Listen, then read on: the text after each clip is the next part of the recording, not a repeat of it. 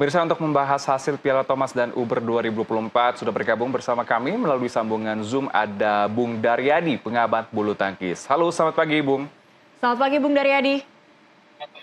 Ya, selamat pagi Mbak. Iya, Bung Daryadi, apa yang bisa kita highlight gitu masyarakat Indonesia terkait pertandingan semalam Thomas dan Uber kita? Ya, memang luar biasa penampilan pemain-pemain kita, terutama di tim Piala Uber ya. Karena memang target awal tim Uber kita ini kan mencapai semifinal. Namun mereka berhasil melaju sampai ke final. Dan memang harus diakui keberuntungan Gregoria dan kawan-kawan di Chengdu ini demikian tinggi. Saya katakan demikian, karena ketika di fase grup kita kan kalah dari tim Jepang. Kita posisinya sebagai runner up.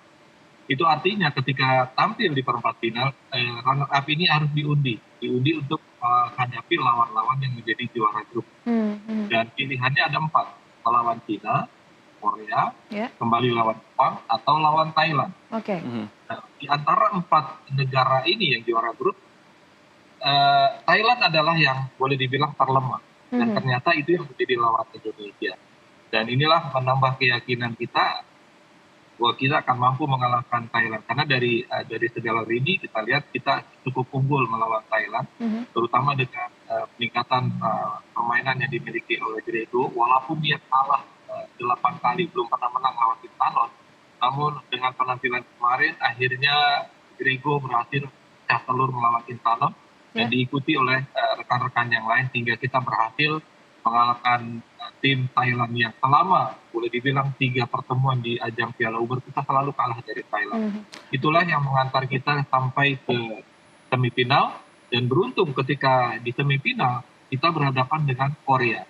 Dan disinilah keberuntungan kedua milik Indonesia. Ketika berhadapan dengan Korea, ternyata bintang utama mereka Aksayang mengalami cedera, sehingga dia tidak bisa tampil di babak semifinal.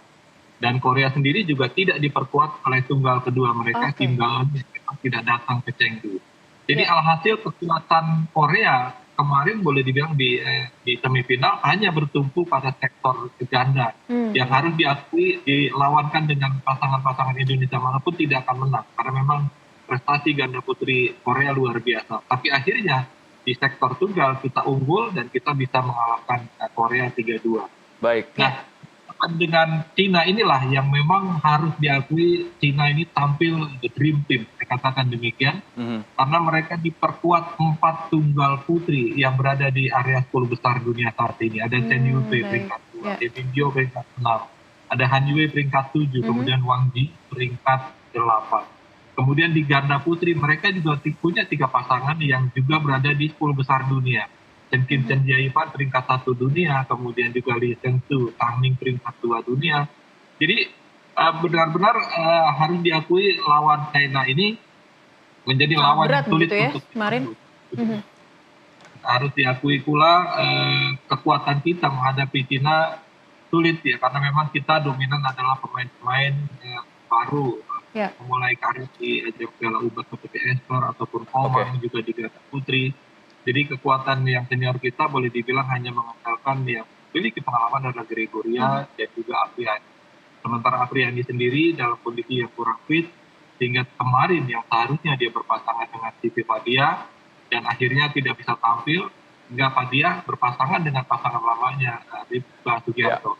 Hasilnya memang sudah bisa diperka. Kita berhadapan dengan China, lini per lini pemain kita boleh dibilang prestasi dan juga pengalaman 1 bahkan 2 level di bawah pemain-pemain Cina. Jadi apapun hasil yang dicapai tim Piala Uber ini adalah pencapaian terbaik karena memang sudah sangat lama di tim putri ini tidak mencapai final, dan terakhir kita akan tampil di final ini untuk di tim putri kan secara bersamaan di Hong Kong tahun 96 kita menjadi juara. Harapan kita mengawinkan gelar juara memang tidak kesampaian. Dan setelah itu di tahun 2008 sempat sampai ke final, namun kita kalah 3-0 juga dari China. 2010 sampai ke semifinal, itu yang terakhir kali kita sampai semifinal.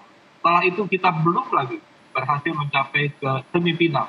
Jangankan juara atau final, semifinal pun kita nggak mampu dari tahun 2010 terakhir kali. Dan kali ini kita bisa mencapai final, Dan yang pasti hasil yang dicapai oleh Piala Uber ini adalah yang bisa dipetik adalah pelajaran berharga karena kita bermaterikan pemain-pemain muda. Harapannya di Piala Uber 2 ataupun 4 tahun mendatang mereka sudah matang pada waktunya sehingga benar-benar bisa mewujudkan impian membawa Piala Uber yang sudah 28 tahun tidak pulang ke Indonesia. Baik, Bung Daryadi, Anda sebagaimana kita ketahui kan ini dalam 16 tahun ini adalah merupakan penantian bagaimana timnas bulu tangkis perempuan gitu ya, untuk Uber ini sudah bisa melaju ke final. Nah, Anda melihatnya seperti apa? Ya, memang kita lihat regenerasi di putri kita sedikit tersendat ya. Kita boleh dibilang hampir 7 tahun terakhir ini di sektor tunggal putri hanya mengandalkan Gregoria Maris Tunjuk yang menjadi juara dunia junior tahun 2017.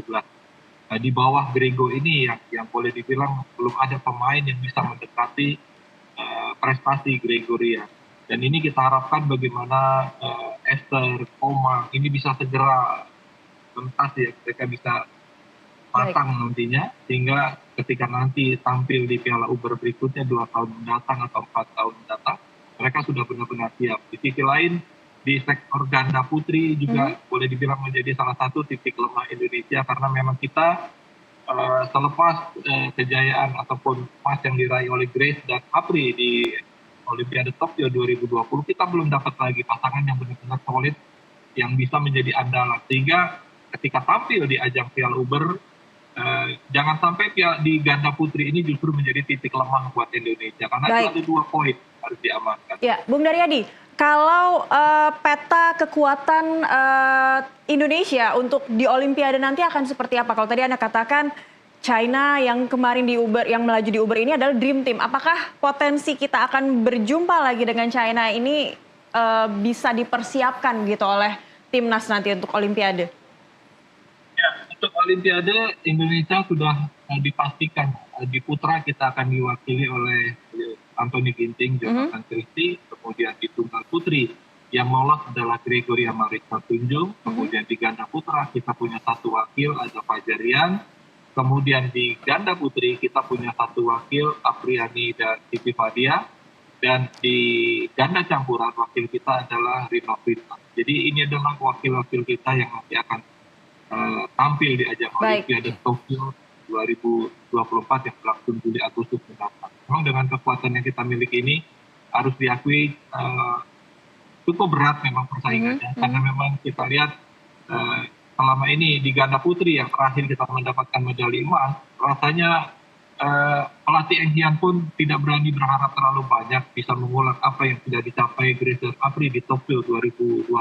Ya, tapi kita cukup optimis untuk Olimpiade 2002 Olimpiade Paris nanti?